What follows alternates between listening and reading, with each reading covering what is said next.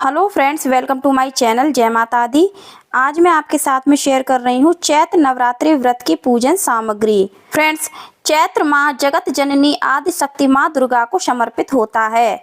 इस महीने में चैत्र नवरात्रि मनाया जाता है। यह पर्व चैत्र माह के शुक्ल पक्ष की प्रतिपदा तिथि से लेकर नवमी तिथि तक मनाया जाता है। इस दौरान माता दुर्गा और उनके 9 रूपों की पूजा की जाती है।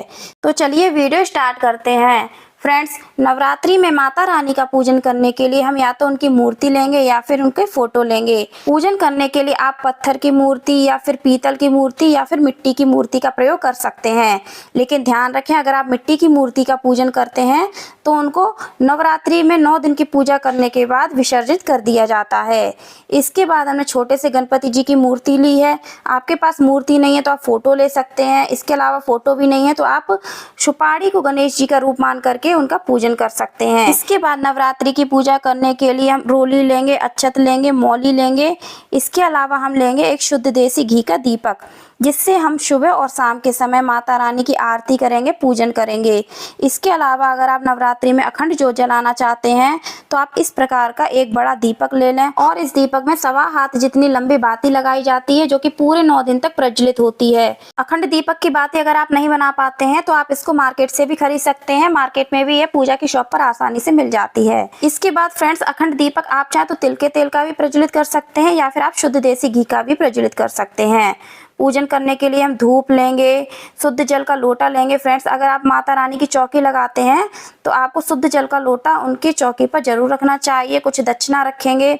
इसके बाद हमने यहाँ पर अनाज लिया है। अनाज में मैंने अक्षत लिए हैं। आप गेहूं या फिर जौ का भी प्रयोग कर सकते हैं। अनाज हमें ज्यादा मात्रा में लेना चाहिए क्योंकि अनाज का प्रयोग हम कलश स्थापना में भी करते हैं। इसके अलावा हम भगवान को आसन देने में भी अनाज का प्रयोग करते हैं। फ्रेंड्स, अगर आप नवरात्रि की पूजा में नवग्रह की स्थापना करना चाहते हैं तो उसके लिए 9 सुपारी ले लें। अगर आप सुपारी से नवग्रह की स्थापना नहीं करना चाहते हैं तो आप उनकी जगह 9 सिक्के भी रख सकते हैं।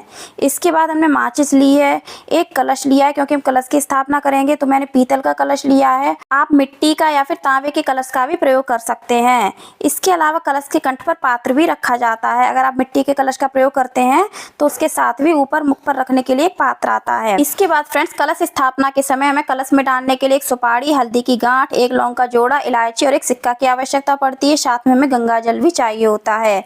अब हमने यहाँ पर 5 पल्लव लिए हैं तो मैंने अशोक के पत्ते लिए हैं। अगर आपको आम के पत्ते मिल जाते हैं तो आप आम के पत्ते का भी प्रयोग कर सकते हैं। इसके अलावा हमें कलश में भरने के लिए शुद्ध जल चाहिए होता है। और फ्रेंड्स, नवरात्रि की पूजा में नारियल कलश की स्थापना की जाती है तो हमें कलश पर रखने के लिए नारियल की आवश्यकता पड़ती है। तो इस प्रकार से हमें कलश स्थापना करने के लिए जटा वाला पानी वाले नारियल की भी आवश्यकता पड़ती है। इसके बाद हमने भोग के लिए यहाँ पर बतासे का मिठाई का भोग लिया है, एक पान का पत्ता लिया है। पान के पत्ते पर रखने के लिए हमने सुपारी, लौंग का जोड़ा, इलायची और बतासा लिया है।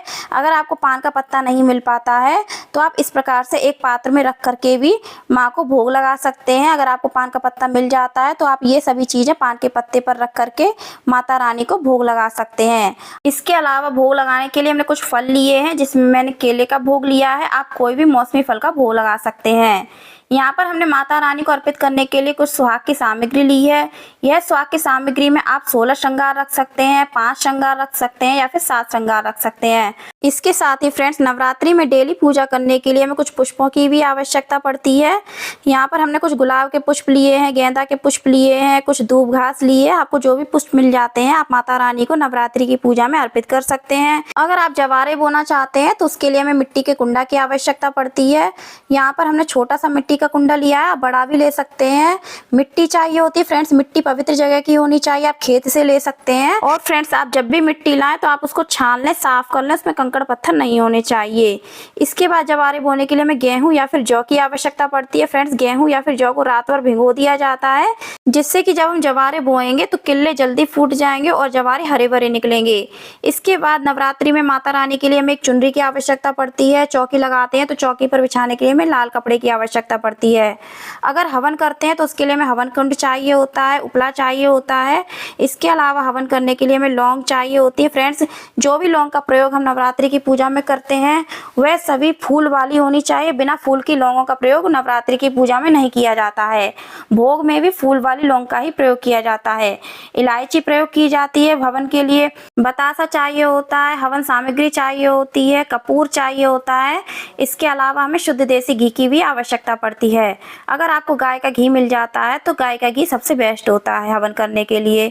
इसके अलावा नवरात्रि की पूजा में पाठ किया जाता है तो आप दुर्गा सप्तशती का पाठ कर सकते हैं, 9 देवियों की कहानी सुन सकते हैं। इसके अलावा नवरात्रि व्रत कथा सुन सकते हैं। इसके साथ ही आप दुर्गा चालीसा का पाठ प्रतिदिन कर सकते हैं। तो फ्रेंड्स, मैं उम्मीद करती हूँ वीडियो आपको अच्छी लगी होगी, आपके लिए हेल्पफुल रही होगी। वीडियो आपको कैसी लगी कमेंट करके जरूर बताना। अच्छी लगी हो तो लाइक करना और ज़्यादा से ज़्यादा अपने फैमिली और फ्रेंड्स में शेयर करना। चैनल को सब्सक्राइब करना, बेल आइकन को प्रेस करना और कमेंट में जय माता दी अवश्य लिखना। धन्यवाद। जय माता दी।